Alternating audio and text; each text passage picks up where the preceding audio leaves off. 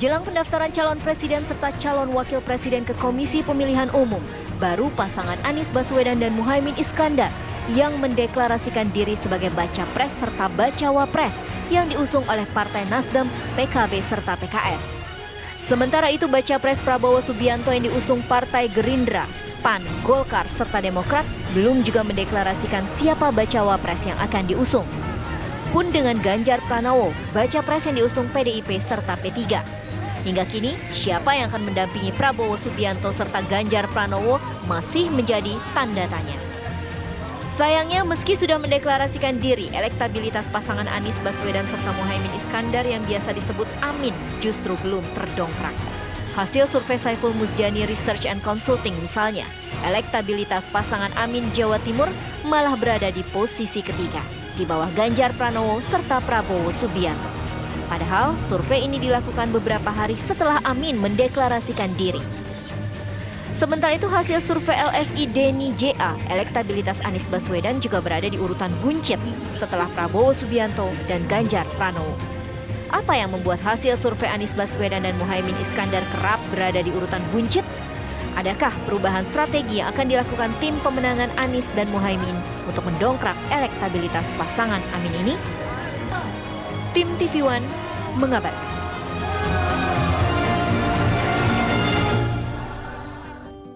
Ibaratnya ada kata-kata mutiara tentang lembaga survei, let the data speak to you. Itu yang kemudian menjadi pembuka saya di Apa Kabar Indonesia Malam. Ketika ajang kontestasi politik 5 tahunan Pilpres, lembaga survei akan menjadi data yang menjadi acuan dari masyarakat melihat popularitas bahkan juga elektabilitas. Tapi di malam hari ini kita akan fokus saja ke pasangan yang pertama kali mendeklarasikan diri, siapa lagi kalau bukan Anies Baswedan dan Muhaimin Iskandar. Tapi ternyata pasca bergabung surveinya masih kecil pemirsa. Itu yang akan saya bahas di Apa Kabar Indonesia Malam hari ini. Narasumber saya sudah hadir di sini bahkan mewakili PKB. Gus, assalamualaikum warahmatullahi wabarakatuh. Di sini Pak Jazilul Fawaid, assalamualaikum.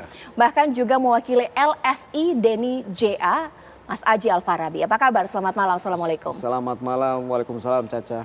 Pengamat politik kita juga Mas Khairul Umam sudah bersama saya di sini. Selamat malam Mas Umam. Selamat malam Mbak Caca, Mas Azil, Mas Adi. Ya. Oke, dan langsung saja pemirsa, yang pertama kali adalah bahwa hasil survei dari LSI Deni JA pemirsa yang kemudian menempatkan posisi buncit untuk pasangan Amin. Nah, ini boleh dijelaskan kok bisa dan berapa persen? Masa nggak ada peningkatan? Kan Caimin udah bergabung, seperti apa? Iya, saya jelaskan dulu ke Pak Zazil ya, sama pemirsa TV One ya. Survei yang kita kerjakan itu diambil datanya, pengumpulan data itu di tanggal 4 sampai tanggal 12 September ya. Deklarasi Anies Caimin itu di tanggal 2 ya. Jadi selang kurang lebih 3 hari kita turun lapangan melakukan wawancara. Kemudian ya hasilnya kalau kita lihat memang posisi Pak Anies ya kalau secara personal datanya itu di angka 14% ya. Begitu jauh memang jaraknya dengan Pak Ganjar dan Pak Prabowo ya dengan rata-rata di atas 35% ya. Kalau saya melihat dari data itu memang trennya menurun ya karena di Agustus 2023 itu angkanya masih 19% ya. Di Juli masih sekitar 20% ya. Jadi memang ini tren yang sejak Januari memang elektabilitas Pak Anies secara personal itu memang naik turun di angka itu 19 sampai 20%. Tapi ketika September kita laksanakan survei pasca deklarasi, ini memang ada tren negatif ya. Kalau tren negatif kalau saya melihat kita membaca data analisa kita yang pertama adalah memang disebabkan karena pemilih lamanya keluar, namun pemilih barunya belum masuk ya. Dan itu terlihat dari terkonfirmasi dari data kita, pemilih Demokrat yang disurvei kita di bulan Agustus itu masih mayoritas memilih Pak Anies, tapi di September beralih memilih Pak Prabowo. Sementara pemilih PKB ya, ini posisinya belum maksimal ya mendukung Pak Anies karena memang pasca deklarasi ya, waktunya baru 1 minggu. Yang kedua adalah di saat pasca deklarasi seminggu ya kurang lebih, kita tahu bahwa sentimennya memang negatif ya. Pemberitaan soal kecewaan Partai Demokrat, ya kritik Pak SBY yang begitu keras terhadap Pak Anies, ini kemudian melemahkan posisi Pak Anies. Yang ketiga adalah memang kami melihat ada semacam efek kejut di pemilih Pak Anies, ya. Ketika muncul pasangan Anies Caimin yang tidak diduga sebelumnya, ya ini kemudian memunculkan satu psikologis pemilih Pak Anies dalam posisi wait and see, karena karakteristik pemilih Pak Anies adalah pemilih yang sebetulnya lebih bertentangan atau tidak terlalu ingin ada perubahan, sehingga memang ketika muncul pasangan Caimin ini kemudian posisinya wait and see. Dan saya melihat bahwa nanti kita lihat di survei ya mungkin di akhir September atau awal Oktober ini yang kemudian bisa membaca sejauh mana konsolidasi dari Anies Caimin ini punya efek terhadap elektabilitas. Mas Aji, sekarang saya ingin memberikan lagi nih secara jelasnya pemirsa data atau bagaimana kemudian tampilan hasil survei dari LSI Deni JA. Anies Baswedan 14,5%, sementara Prabowo Subianto 39, Ganjar Pranowo 37,9.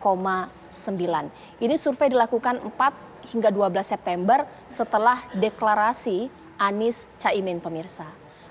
Tapi pastinya bukan dari LSI Deni JA saja, ada beberapa lembaga survei yang kemudian menggambarkan seperti itu. Sebut saja GUS, SMRC, Indikator Politik. Ini bagaimana tanggapannya ini? Tapi punya lembaga survei sendiri juga mengatakan, enggak kok kita menang itu. Seperti apa? Baik, jadi Caca, kami bersyukur pasangan Amin sudah 1 bulan dideklarasikan dan sudah keliling ke manapun, ke Sulawesi, Jawa Timur, Jawa Tengah, dan sampai hari ini belum ada pasangan lain yang mendeklarasi. Kalau soal hasil survei, semua kita mengucapkan alhamdulillah juga, bersyukur karena kita masih kecil dan kita akan terus kejar. Cuman ketika kami jalan sehat 1 juta di Makassar dan setelah itu bertemu dengan kelompok masyarakat, di situ ada pengusaha, ada dosen, ada peneliti, dia swadaya dan mengumpulkan dana sampai 100 miliar untuk pemenangan. Dan di antara mereka yang aktif di lembaga survei, dia bilang, Pak Jazil jangan percaya dengan lembaga survei-survei itu. Kenapa? Ya suruh buka aja. Dia bilang siapa yang membiayai. Itu satu katanya. Dan sekarang Pak Jazil, masyarakat sudah tahu saking seringnya dan saking banyaknya lembaga survei. Kita menangkan pasangan itu di survei dan kita kalahkan di TPS. Nah, potret yang ada di Makassar ini bisa juga terjadi di Jawa Timur, bisa jadi terjadi di Jawa Tengah. Di mana masyarakat itu mulai tidak percaya dengan hasil survei. Karena seperti disampaikan oleh peneliti tadi, karena mereka tidak pernah transparan terhadap biaya, siapa yang mengeluarkan, mereka partisan atau tidak, yang jelas hanya tanggal-tanggal saja. Padahal fenomena yang terjadi di masyarakat, yang mestinya dipotret, koalisi perubahan dan angin perubahan ini kencang luar biasa. Dan itu bisa dipotret dalam lembaga survei. Kenapa tidak memotret berapa keinginan berubah dari masyarakat itu? Nah, menurut saya dari survei LSI kayaknya Pak Prabowo dan Pak Ganjar kurang naik deh angkanya. Supaya masyarakat dan publik lebih yakin bahwa Pak Prabowo 55%, Pak Ganjar 50%, Anies cukup kasih 5%. Itu yang kita terima dari masyarakat di bawah. Dan masyarakat sudah tahu kok siapa yang survei. Saking seringnya. Ini LSI, ini indikator, ini mereka tahu. Dan mereka cenderung pemilih Anies, dia bilang cenderung memilih Anies, memilih kepada hasil survei yang memang itu sudah diarahkan. Dia bilang begitu. Namun kami juga harus menggunakan cara kerja berdasarkan data dan survei. Oleh sebab itu PKB secara pribadi sudah menggandeng Polmark dengan Pak F. Saifullah Fatah. Nah, dan beberapa survei yang sudah dilakukan, menurut saya ini kan respondennya cuma 1.200. Ini 68.000 dari 73 dapil seluruh Indonesia. Dan itu dipotret masing-masing provinsi. Memang ketika itu belum deklarasi, itu saja bedanya.